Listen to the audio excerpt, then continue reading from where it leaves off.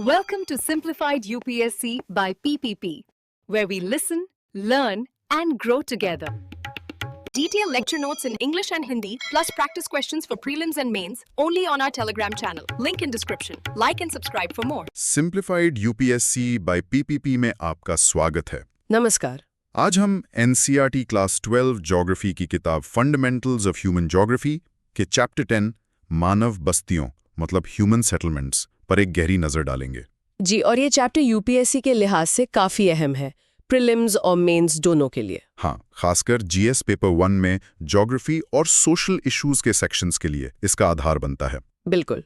तो आज हम सिर्फ चैप्टर दोहराएंगे नहीं, बल्कि ये समझेंगे कि बस्तियां बनती कैसे हैं, उनके अलग अलग रूप क्या हैं और आज के समय में उनसे जुड़ी चुनौतियां क्या हैं। हाँ, और हम एनसीईआरटी के दायरे में ही रहेंगे, पर एग्जाम पर्सपेक्टिव से जो सबसे जरूरी कॉन्सेप्ट्स और फैक्ट्स हैं उन्हें उभारेंगे। और स्थान विशिष्ट डिटेल्स पर भी ध्यान देंगे, है ना? बिल्कुल, लोकेशन स्पेसिफिक डिटेल्स पर भी फोकस रहेगा।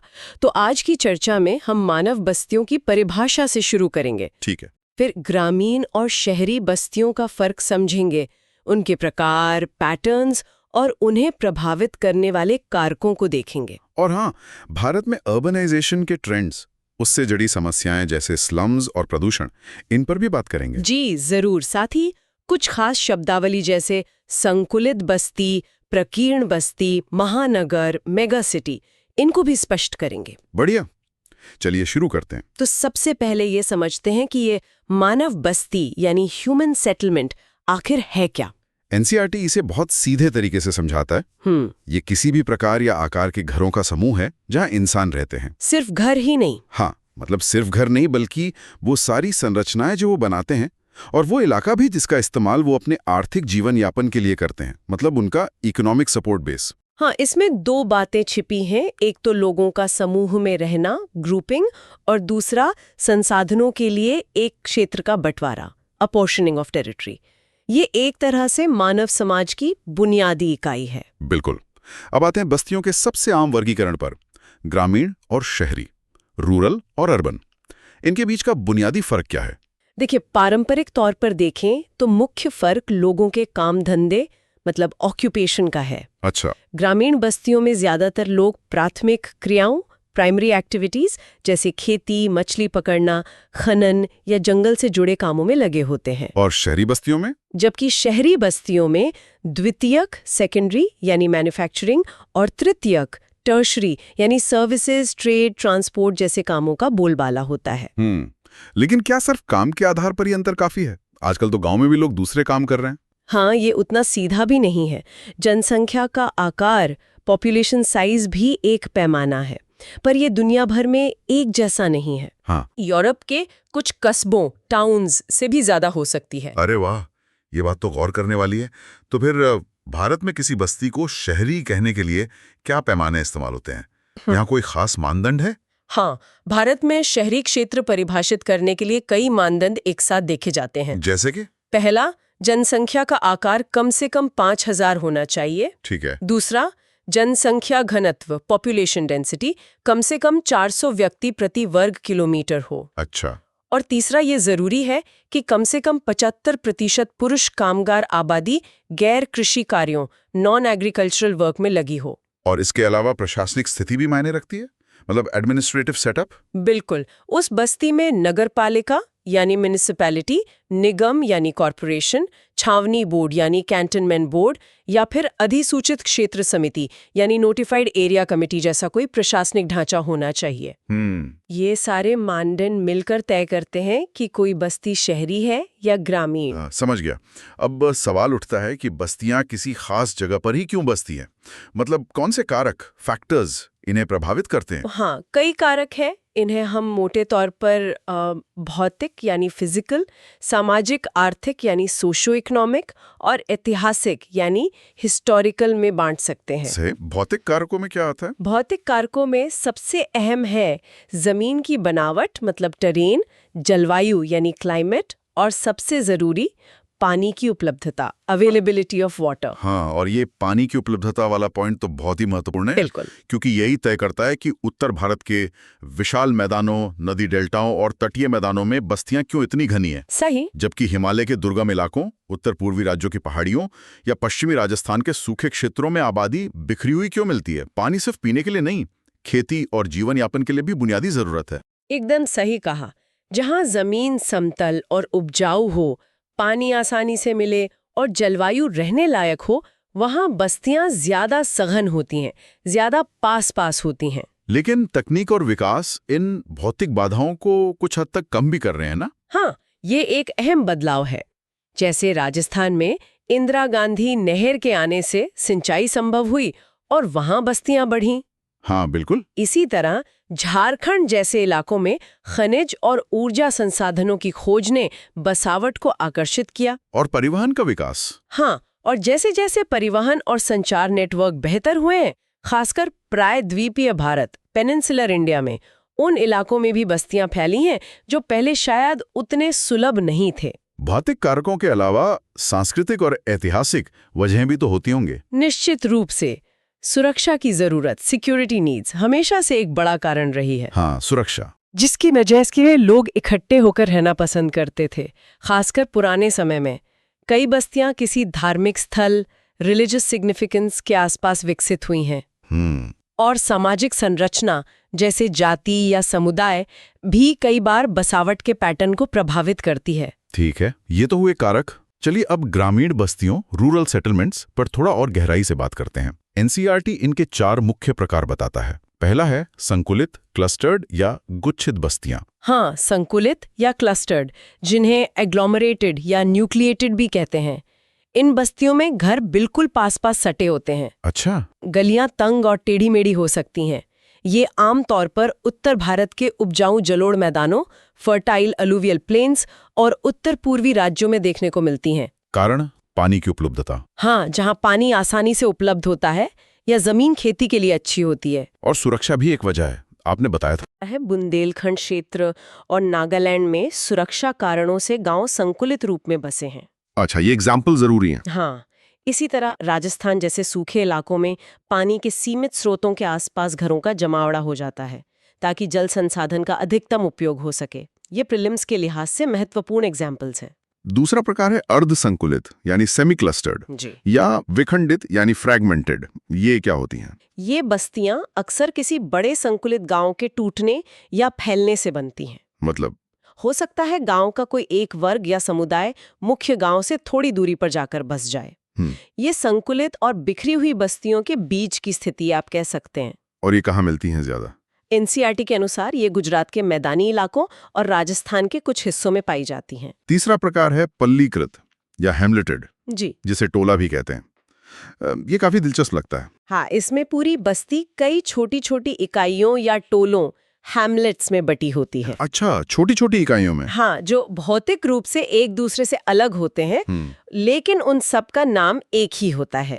इन इकाइयों को स्थानीय स्तर पर अलग अलग नामों से जाना जाता है, जैसे पान्ना, पाड़ा, पाली, नगला, ढाणी वगैरह। ये अक्सर सामाजिक या जातीय कारकों, सोशल और एथनिक फैक्टर्स की वजह से बनती हैं। ये कहाँ ज्यादा मिलती हैं? एनसीईआरटी के मुताबिक ये मध्य और निम्न गंगा के मैदानों, middle and lower Ganga plains, Chhattisgarh और हिमालय की निचली घाटियों, लोअर वैलीज ऑफ हिमालयस में आम है। और चौथा प्रकार है प्रकीर्ण यानी डिस्पर्स्ड, या एकाकी यानी आइसोलेटेड बस्तियां। इनमें घर बहुत दूर दूर बिखरे होते हैं, अक्सर खेतों के बीच या उनसे अलग। बिल्कुल अकेले अकेले जैसे। हाँ, हर घर या कुछ घरों का समूह अलग थलग होता है।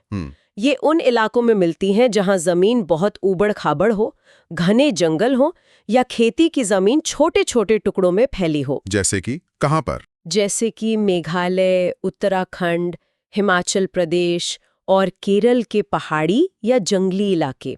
यहाँ हर परिवार अपनी जमीन के पास रहना पसंद करता है। ये सारे प्रकार और उनके स्थान प्रीलिम्स के लिए महत्वपूर्ण है। बिल्कुल।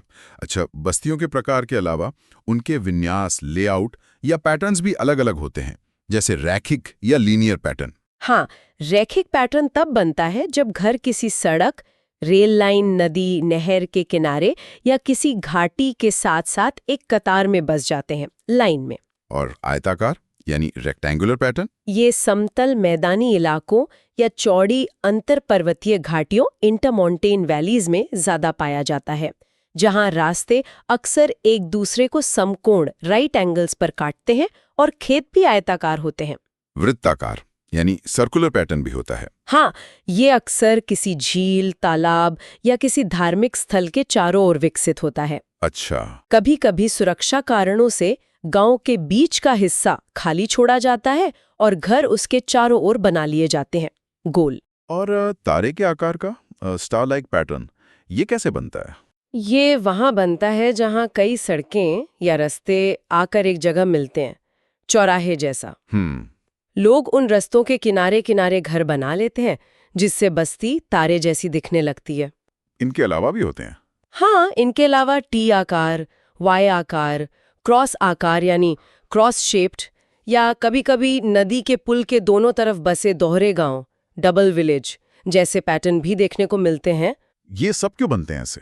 ये पैटर्न अक्सर भौतिक, फिजिकल और सांस्कृतिक कल्चरल कारकों के मिले-जुले प्रभाव से बनते हैं। ठीक है।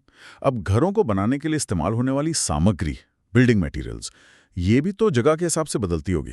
बिल्कुल, ये पूरी तरह से स्थानीय उपलब्धता, लोकल अवेलेबिलिटी पर निर्भर करता है। जैसे एनसीईआरटी में चीन के लोएस्ट पठार का उदाहरण है, जहां मिट्टी में गुफा जैसे घर, केव ड्वेलिंग्स बनाए जाते हैं। अच्छा।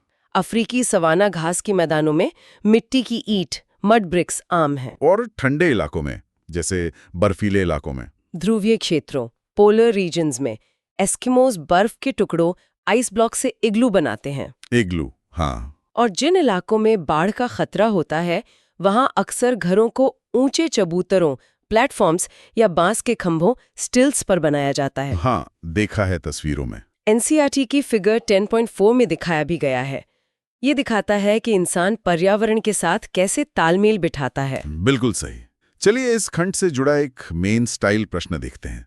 मान लीजिए सवाल है, भारत के विभिन्न भौगोलिक क्षेत्रों में ग्रामीण बस्तियों के प्रकार और प्रतिरूपों को प्रभावित करने वाले कारकों की उपयुक्त उदाहरणों सहित विवेचना कीजिए। Discuss the factors influencing the patterns and types of rural settlements in different physiographic regions of India, citing suitable examples. इसका उत्तर कैसे देंगे? ये एक अच्छा विश्लेषणात्मक प्रश्न है।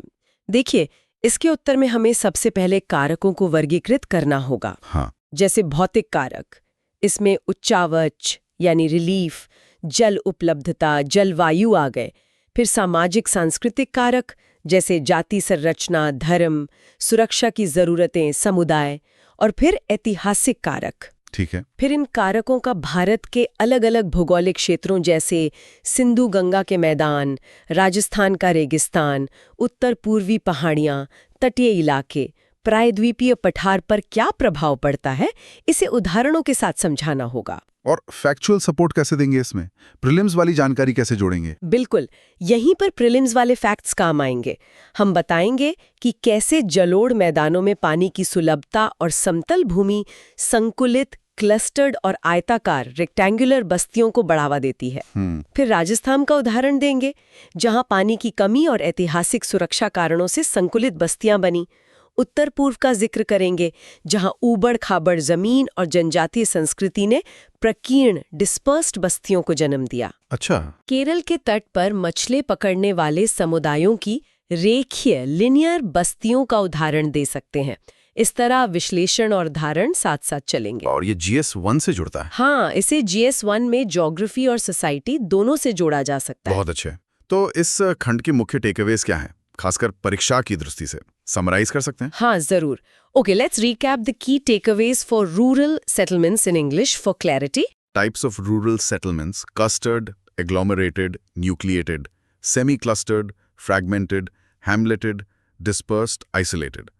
And specific locations in India, e.g., fertile alluvial plains, any states for clustered, Bundelkhand, Nagaland for clustered due to security, Rajasthan for clustered due to water scarcity, Gujarat plains, parts of Rajasthan for semi-clustered, middle, lower Ganga plain, Chhattisgarh, lower Himalayas for hamleted, Meghalaya, Uttarakhand, HP, Kerala hills for dispersed. Remember the patterns: linear, rectangular, circular, star-like, T-shape, Y-shape, cross-shape, double village. Key influencing factors: water availability, relief terrain, climate, security needs, ethnicity, social structure. Don't forget the local names for hamlets: Panna, Para, Palli, Nagla, Dhani. And examples of building materials based on environment: mud bricks, cave dwellings, igloos, stills. और भैया अब शहरी बस्तियों urban settlements की तरफ बढ़ते हैं। इनका वर्गीकरण भी कई आधारों पर होता है।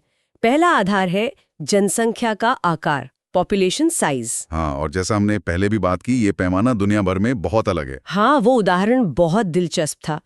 एनसीईआरटी के आंकड़े देखें तो कोलंबिया में शहर कहलाने के लिए 1500 लोग काफी हैं। अमेरिका या थाईलैंड में 2500, भारत में 5000, लेकिन जापान में 30,000। और सबसे ज्यादा फर्क स्कैंडिनेवियन देशों में, डेनमार्क, स्वीडन, फिनलैंड में सिर्फ 250 लोगों की बस्ती भी शहरी मानी जा सकती है। सिर्फ 250? ये तो काफी बड़ा अंतर है। अच्छा, भारत में जनसंख्या के आधार पर शहरों को कैसे बांटा गया है? भारत में सेंसस शहरों को जनसंख्या के आधार पर 6 वर्गों में बांटता है, क्लास 1 से क्लास 6 तक। क्लास 1 से 6? इनमें क्लास 1 शहर जिनकी आबादी 1 लाख या उससे ज्यादा होती है सबसे महत्वपूर्ण है। क्यों? क्योंकि भारत की ज्यादातर शहरी आबादी इन्हीं बड़े शहरों में रहती है। अच्छा, जनसंख्या के अलावा दूसरा आधार था व्यावसायिक संरचना, ऑक्यूपेशनल स्ट्रक्चर। हाँ, यानी काम करने वाली आबादी का बड़ा हिस्सा गैर प्राथमिक कार्यों, नॉन प्राइमरी एक्टिविटीज में लगा होना चाहिए। भारत के लिए ये मानदंड है कि कम से कम 75% पुरुष कामगार गैर कृषि कार्यों में लगे हों। ठीक है। और तीसरा आधार प्रशासनिक था, एडमिनिस्ट्रेटिव। बिल्कुल, उस बस्ती का अपना प्रशासनिक ढांचा होना चाहिए, जैसे नगरपालिका, निगम, छावनी बोर्ड या अधिसूचित क्षेत्र समिति। इन सामान्य वर्गीकरणों के अलावा शहरों को उनके प्रमुख कार्य, डोमिनेंट फंक्शन के आधार पर भी तो बांटा जाता है। ये वर्गीकरण मेंस के लिए काफी महत्वपूर्ण हो सकता है ना? हाँ, ये कार्यात्मक वर्गीकरण, फंक्शनल क्लासिफिकेशन, शहरों की प्रकृति को समझने में बहुत मदद करता है। एनसीईआरटी कई प्रकार बताता है, जैसे प्रशासनिक नगर, एडमिनिस्ट्रेटिव टाउन्स, जहां प्रशासन मुख्य कार्य हो, जैसे देश की या राज्यों की राजधानियां, नई दिल्ली, चंडीगढ़, भोपाल, गांधीनगर। ठीक है। औद्योगिक नगर, इंडस्ट्रियल टाउन्स, जहां उद्योग धंधे प्रमुख हों, जैसे मुंबई। हालांकि मुंबई बहुकार्यात्मक है, पर जमशेदपुर, भिलाई, कोयम्बटूर। जमशेदपुर, भिलाई। हाँ, परिवहन नगर, ट्रांसपोर्ट सिटीज, ये व्यापार और परिवहन के केंद्र होते हैं। इनमें बंदरगाह शहर, पोर्ट सिटीज जैसे कांडला, कोची, विशाखापट्टनम शामिल है। और अंदरूनी शहर? हाँ, या आंतरिक परिवहन केंद्र, इनलैंड ट्रांसपोर्ट हब्स जैसे आगरा, मुगल सराय, अब दीनदयाल उपाध्याय नगर, इटारसी। ठीक। और वाणिज्यिक नगर, कमर्शियल टाउन्स, व्यापार और वाणिज्य जिनका मुख्य आधार हो, जैसे कोलकाता, ये भी बहुकार्यात्मक है, सहारनपुर, सतना।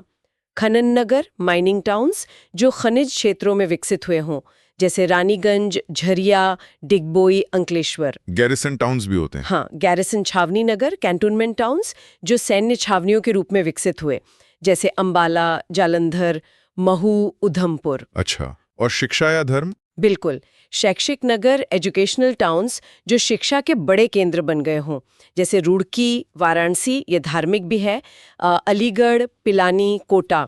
धार्मिक सांस्कृतिक नगर, रिलीजियस कल्चरल टाउन्स, जिनका महत्व धार्मिक या सांस्कृतिक कारणों से हो, जैसे वाराणसी, प्रयागराज, तिरुपति, अजमेर, पुरी, अमृतसर। और आखिर में पर्यटन नगर, टूरिस्ट टाउन्स, जो पर्यटन के लिए प्रसिद्ध हों, जैसे नैनीताल, शिमला, मसूरी, ऊटी, माउंट आबू। ये लिस्ट काफी लंबी है, पर यह ध्यान रखना जरूरी है कि जैसे जैसे शहर बड़े होते जाते हैं, वे अक्सर एक से ज्यादा काम करने लगते हैं। मतलब बहुकार्यात्मक, मल्टीफंक्शनल बन जाते हैं। बिल्कुल, लेकिन फिर भी कोई ना कोई कार्य प्रमुख रहता है जिससे उसकी पहचान बनती है। सही। अब अगर भारत में शहरों के विकास, एवोल्यूशन ऑफ टाउन्स को देखें, तो एनसीईआरटी से 3 ऐतिहासिक कालों में बांटता है। पहला है प्राचीन नगर, एंशिएंट टाउन्स। हाँ, ये वो शहर हैं जिनका इतिहास 2000 साल से भी ज्यादा पुराना है। इनमें से कई धार्मिक और सांस्कृतिक केंद्रों के रूप में विकसित हुए, जैसे वाराणसी, पाटलिपुत्र, आज का पटना, मदुरै, उज्जैन। ठीक है। दूसरा काल है मध्यकालीन नगर, मिडीवल टाउन्स। ये वो शहर हैं जो मध्यकाल में रजवाड़ों और राज्यों के मुख्यालय, हेडक्वार्टर्स के रूप में उभरे। ये अक्सर किलाबंद शहर, फोर्ट टाउन्स होते थे, जैसे दिल्ली, हैदराबाद, जयपुर, लखनऊ, आगरा, नागपुर। और फिर आते हैं आधुनिक नगर, मॉडर्न टाउन्स। इन्हें ज्यादातर यूरोपीय शक्तियों, खासकर अंग्रेजों ने विकसित किया। कैसे? शुरुआत में उन्होंने व्यापार के लिए तटीय बंदरगाह शहर बसाए, जैसे सूरत, गोवा, पौंडीचेरी। फिर प्रशासनिक नियंत्रण के लिए प्रेसिडेंसी शहर, प्रेसिडेंसी टाउन्स, जैसे मुंबई, बॉम्बे, चेन्नई, मद्रास, कलकत्ता विकसित किए। अच्छा। इसके अलावा उन्होंने हिल स्टेशन जैसे शिमला, दार्जिलिंग, प्रशासनिक केंद्र और औद्योगिक शहर जैसे जमशेदपुर भी बसाए। और आजादी के बाद भी तो कई नए शहर बसे। हाँ, आजादी के बाद कई नए प्रशासनिक केंद्र बने, जैसे चंडीगढ़, भुवनेश्वर, गांधीनगर, और कई औद्योगिक केंद्र भी, जैसे दुर्गापुर, भिलाई, सिंदरी। एनसीईआरटी नियोजित शहरों, प्लान्ड सिटीज का भी जिक्र करता है, ये क्या है? हाँ, देखिए, विकसित देशों में ज्यादातर नए शहर पूरी योजना के साथ बसाए जाते हैं। विकासशील देशों में ऐतिहासिक शहर अक्सर बेतरतीब ढंग से विकसित हुए हैं, लेकिन अब यहाँ भी नियोजित शहर बसाने पर जोर है। भारत में कोई उदाहरण? भारत में चंडीगढ़ एक क्लासिक उदाहरण है। एनसीईआरटी अफ्रीका के इथियोपिया की राजधानी अदीस अबाबा का भी उदाहरण देता है, जिसका नाम ही नया फूल, न्यू फ्लावर है, और जिसे 1878 में बसाया गया था। दिलचस्प। फंक्शनल क्लासिफिकेशन पर प्रीलिम्स में अक्सर सवाल आते हैं। एक उदाहरण देखते हैं। मान लीजिए मैच द फॉलोइंग का सवाल है। लिस्ट आई सिटी और लिस्ट 2 फंक्शनल टाइप को मिलाना है। ए जमशेदपुर, बी चंडीगढ़, सी कांडला, डी वाराणसी। और लिस्ट 2 में है 1 administrative town, 2 religious town, 3 industrial town, 4 transport town, port. सही मिलान क्या होगा? देखते हैं। ए जमशेदपुर तो इंडस्ट्रियल टाउन है, यानी 3। बी चंडीगढ़ एक एडमिनिस्ट्रेटिव टाउन है, 1। सी कांडला एक पोर्ट है तो ट्रांसपोर्ट टाउन, 4। और डी वाराणसी एक रिलीजियस टाउन है, 2। तो सही क्रम हुआ A3, B1, C4, D2। बिल्कुल। इस तरह के सवालों के लिए प्रमुख शहरों और उनके मुख्य कार्यों की जानकारी जरूरी है। एकदम। तो इस शहरी बस्तियों वाले खंड के मुख्य टेकअवेज क्या हैं? संक्षेप में बताइए। जरूर। Let's summarise the takeaways for urban settlements. First, remember the urban definition criteria very globally. India 5000, Japan 30,000, Denmark 25। No the Indian criteria. Population 5000, density 400 square kilometre, occupation 75% male non agri, and administrative setup. Remember India's town classes. IV, Class 1 towns 1 lakh pop are crucial. Functional classification types with examples are very important. Administrative Chandigarh, Industrial Jamshedpur, Transport Kandla Agra, Commercial Kolkata Satna, Mining Raniganj Jharia, Garrison Ambala Mau, Educational Roorkee Pilani, Religious Varanasi Tirupati, Tourist Nainital Shimla. Know the evolution periods in India. Ancient Varanasi, medieval Delhi, modern Mumbai, Chandigarh. Remember examples of planned cities. Chandigarh, India, Addis Ababa, Ethiopia. And the definitions. Metropolitan city, 1 million. Megacity, 10 million. Understand that urban settlements are diverse, classified by size, function, administration. Indian urban history is long. Ancient religious hubs, medieval forts, modern administrative industrial cities, pre- and post-independence. Functional specialization defines cities, but large ones become multifunctional. Planned cities contrast with organic, sometimes chaotic growth of older cities. बहुत अच्छे। अब भारत में शहरीकरण, urbanisation in India की प्रक्रिया और उससे जुड़ी समस्याओं पर बात करते हैं।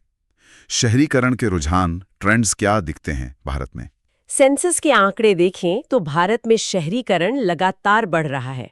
शहरों की संख्या भी बढ़ी है और कुल जनसंख्या में शहरी आबादी का प्रतिशत भी। कितना? 1901 में जहां सिर्फ 11% आबादी शहरी थी, 2011 में ये बढ़कर 31.16% हो गई। काफी बढ़ोतरी है। और ये शहरी आबादी कहाँ केंद्रित हो रही है? मतलब कहाँ रह रही है ज्यादातर? एक महत्वपूर्ण ट्रेंड है कि शहरी आबादी का बड़ा हिस्सा क्लास 1 शहरों यानी 1 लाख प्लस आबादी वाले शहरों में केंद्रित हो रहा है। अच्छा, 2011 में इन क्लास 1 शहरों और नगर समूहों अर्बन एग्लोमरेशंस में देश की कुल शहरी आबादी का 60% से ज्यादा हिस्सा रहता था।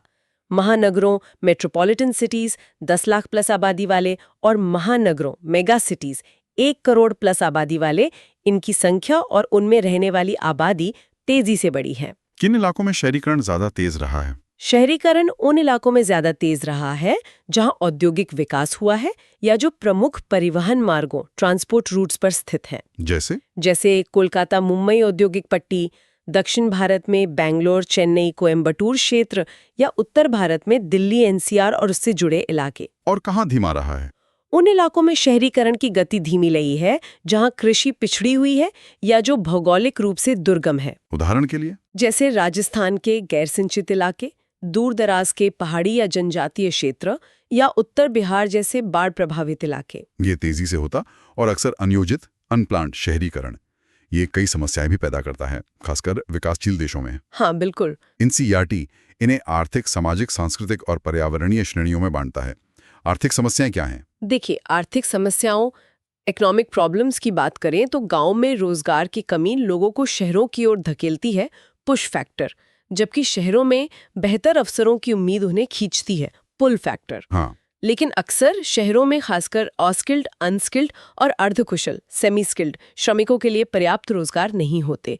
इससे बेरोजगारी और अल्प रोजगारी अंडर एम्प्लॉयमेंट बढ़ती है। सही।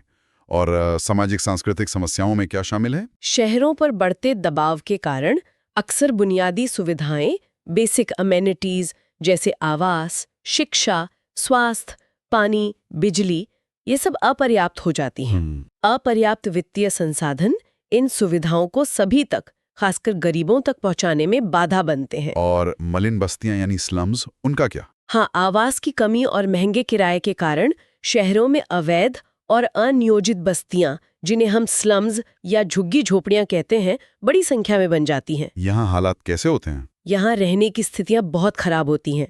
बुनियादी सुविधाओं का पूरी तरह अभाव होता है।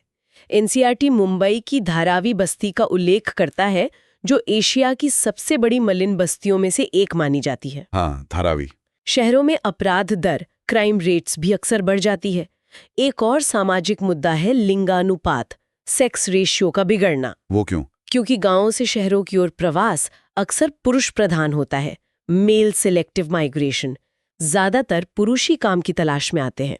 समझ गया। अब आते हैं पर्यावरणीय समस्याओं पर, एनवायरमेंटल प्रॉब्लम्स।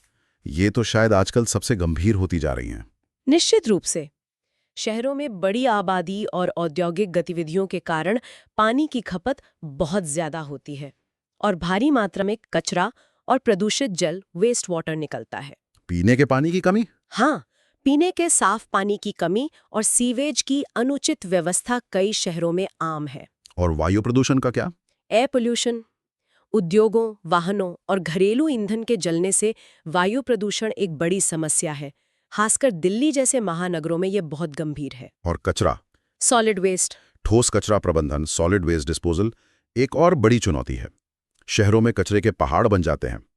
एनसीईआरटी में मुंबई का उदाहरण फिगर 12.3 दिया गया है। यमुना नदी में प्रदूषण फिगर 12.1 जल प्रदूषण की भयावहता दिखाता है। हाँ, वो तस्वीरें बहुत चिंताजनक हैं। और एक ऊष्मा द्वीप, हीट आइलैंड्स की अवधारणा भी है। वो क्या है? शहरों में कंक्रीट की इमारतों और सड़कों की अधिकता और पेड़ पौधों की कमी के कारण शहर अपने आसपास के ग्रामीण इलाकों की तुलना में ज्यादा गर्म हो जाते हैं। तापमान बढ़ जाता है। अच्छा। इसे ही अर्बन हीट आइलैंड प्रभाव कहते हैं। इसके अलावा ध्वनि प्रदूषण, नॉइस पोल्यूशन भी शहरी जीवन की एक बड़ी समस्या है। बिल्कुल। इस विषय पर मेंस में अक्सर सवाल बनता है, जैसे भारत में शहरीकरण अवसर और चुनौतियां दोनों प्रस्तुत करता है। भारतीय शहरों द्वारा सामना की जा रही प्रमुख समस्याओं का समालोचनात्मक विश्लेषण करें और स्थायी समाधान सुझाएं। Organisation in India presents both opportunities and challenges. Critically analyze the major problems faced by Indian cities and suggest sustainable solutions. इस पर कैसे सोचें?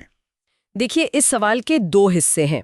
पहले, हमें शहरीकरण के अवसरों, हाँ, अवसर भी है, जैसे आर्थिक विकास का इंजन, रोजगार सृजन, बेहतर जीवन स्तर की संभावना और चुनौतियां जिन पर हमने अभी चर्चा की, आर्थिक, सामाजिक, पर्यावरणीय, इनका एक संतुलित विश्लेषण करना होगा।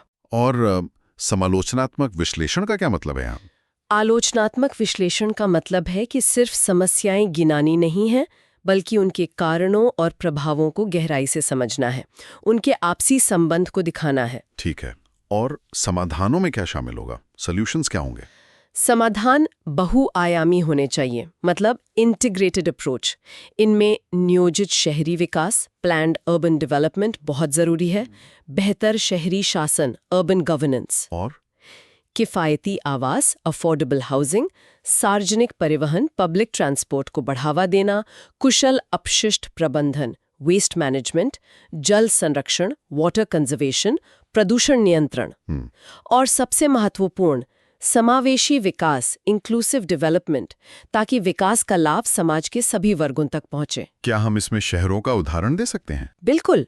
हम मुंबई, धारावी आवास समस्या, दिल्ली, वायु जल प्रदूषण, बेंगलोर, जल संकट जैसे शहरों के विशिष्ट उदाहरण दे सकते हैं। और ये किस जीएस पेपर से जुड़ता है? दिया जा सकता है, भले ही वे एनसीईआरटी में सीधे न हो, पर उत्तर को बेहतर बनाते हैं। ठीक है। तो इस शहरीकरण और समस्याओं वाले खंड के मुख्य टेकअवेज क्या हैं? Let's summarise this important section. Right. Let's recap the urbanisation and problem section. Key urbanization trends in India. Steady growth in urban population, remember, 31.16% in 2011. Rise in number of towns, population concentration in Class 1 cities, 60% in 2011. Note the rapid growth of metropolitan 1M and megacities 10M. Understand the regional variations, higher urbanization along industrial transport corridors, lower in backward, remote, disaster-prone areas. Know the major urban problems: economic, unemployment, underemployment, socio-cultural, slums, e.g. Dharavi, strain on amenities, crime, skewed sex ratio, environmental, water scarcity and pollution, Yamuna example, Fig 12.1, air pollution, waste disposal issues, Mumbai waste Fig 12.3, urban heat islands, noise pollution. Be aware of the context of government schemes like smart cities, Emrut. Frame urbanization in India as a double-edged sword. Opportunities versus challenges due to unplanned growth. Critically analyze the interconnected problems: economic, jobs, socio-cultural, slums, inequality, services, and environmental, pollution, resource depletion. Solutions need an integrated, sustainable approach: planned development, better governance, affordable housing, public transport, waste pollution management, and inclusive growth. Linking rural-urban development is also vital. इन गंभीर समस्याओं का समाधान कहीं न कहीं सतत विकास, sustainable development के नजरिए में छिपा है। बिल्कुल। हमें ऐसे शहरी विकास की जरूरत है जो वर्तमान पीढ़ी की जरूरतों को पूरा करे, लेकिन आने वाली पीढ़ियों की अपनी जरूरतें पूरी करने की क्षमता से समझौता किए बिना। इसमें किन पहलुओं का संतुलन जरूरी है? इसमें पर्यावरण संरक्षण यानी इकोलॉजिकल सस्टेनेबिलिटी, सामाजिक समानता यानी सोशल इक्विटी, और आर्थिक व्यवहार्यता यानी इकोनॉमिक वायबिलिटी, तीनों का संतुलन साधना होगा। मतलब शहरों को ज्यादा रहने योग्य, लिवेबल, समावेशी, इंक्लूसिव और पर्यावरण के अनुकूल, एनवायरनमेंट फ्रेंडली बनाना होगा। हाँ, और एनसीईआरटी का निष्कर्ष भी इसी ओर इशारा करता है कि ग्रामीण और शहरी क्षेत्रों को अलग-थलग देखने के बजाय उनके बीच के पूरक संबंधों, कॉम्प्लीमेंट्री लिंकेजेस को मजबूत करने और संतुलन बनाने की जरूरत है। सही। तो संक्षेप में कहें तो आज हमने मानव बस्तियों को समझने की कोशिश की। वे क्या हैं, कैसे बनती हैं, उनके ग्रामीण और शहरी रूप क्या हैं, भारत में उनके पैटर्न और प्रकार कैसे भिन्न हैं, और विशेष रूप से भारत में शहरीकरण किन चुनौतियों का सामना कर रहा है। बिल्कुल। और ये सब जानना इसलिए जरूरी है क्योंकि बस्तियां सिर्फ ईंट पत्थर का जमावड़ा नहीं है, वे मानव समाज और पर्यावरण के बीच के जटिल रिश्ते का प्रतिबिंब है। हाँ, इनका अध्ययन हमें समाज, अर्थव्यवस्था, संस्कृति और पर्यावरण के बारे में बहुत कुछ सिखाता है। बिल्कुल। और यूपीएससी एस्पिरेंट्स के लिए इन कॉन्सेप्ट्स की स्पष्ट समझ और भारत के संदर्भ में उनका अनुप्रयोग, एप्लीकेशन अत्यंत महत्वपूर्ण है। जाते जाते एक विचार छोड़ जाते सोचने के लिए। एनसीईआरटी में भी एक गतिविधि के रूप में इस पर सोचने को कहा गया है। हाँ, क्या जैसे जैसे सूचना और संचार प्रौद्योगिकी, information and communication technology, ICT तेजी से विकसित हो रही है, भविष्य में मानव बस्तियों के स्वरूप और कार्य प्रणाली पर इसका क्या असर पड़ेगा? अच्छा सवाल है। क्या काम करने के तरीकों में बदलाव, जैसे वर्क फ्रॉम होम का बढ़ना, शहरों के फैलाव या शायद ग्रामीण क्षेत्रों के पुनरुत्थान को प्रभावित करेगा? क्या हम डिजिटल बस्तियों की ओर बढ़ रहे हैं जो भौतिक बस्तियों के महत्व को कम कर देंगी? ये वाकई सोचने वाली बात है कि भविष्य की बस्तियां कैसी होंगी। तकनीक का असर तो पड़ेगा ही। खैर, उम्मीद है ये चर्चा यूपीएससी की तैयारी में मददगार साबित होगी। हाँ, उम्मीद तो यही है। एनसीईआरटी को आधार बनाकर उसे समकालीन मुद्दों और उदाहरणों से जोड़कर पढ़ना ही सफलता की कुंजी है। बिल्कुल। सिंप्लीफाइड यूपीएससी बाय पीपीपी पर हमारे साथ जुड़ने के लिए धन्यवाद। धन्यवाद। अगली बार फिर मिलेंगे एक नए विषय के साथ। पढ़ते रहें, सीखते रहें। Thanks for watching. Follow us on Telegram and Instagram. Don't forget to like, share, and subscribe.